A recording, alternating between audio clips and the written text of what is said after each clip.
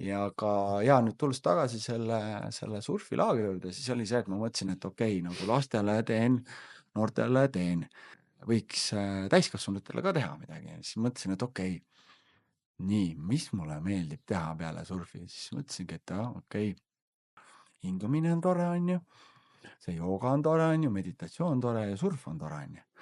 Et siis tekitasingi tegelikult sellise nagu kombo, on ju. Ja oligi selles mõttes, et esimene laager, hakkasin vaikselt pihta, mõtlesin, vaatame, mis siis nagu saab, on ju. Muidugi kvandikava oli olemas, on ju, programm oli olemas, on ju. Ja siis, kui me selle laagri ära tegime, siis esiteks nagu tehes neid tegevusi, siis noh, tegelikult nagu sa saad ise aru juba, et nagu kui kui vajalikud need on, et selles Mhm. mõttes, et just see, et see keha, meele ja kõik see kombo, on ju.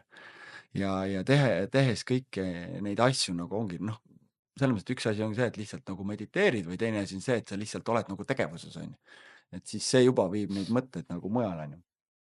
Kuna nüüd läheb 4. aasta ja noh, ma näen, et see on nagu jätkusuutlik, on ju, muidugi me programmi natukene, kõiki neid tegevusi oleme natuke nagu muutnud, on ju, kohandame, teeme paremaks, on ju,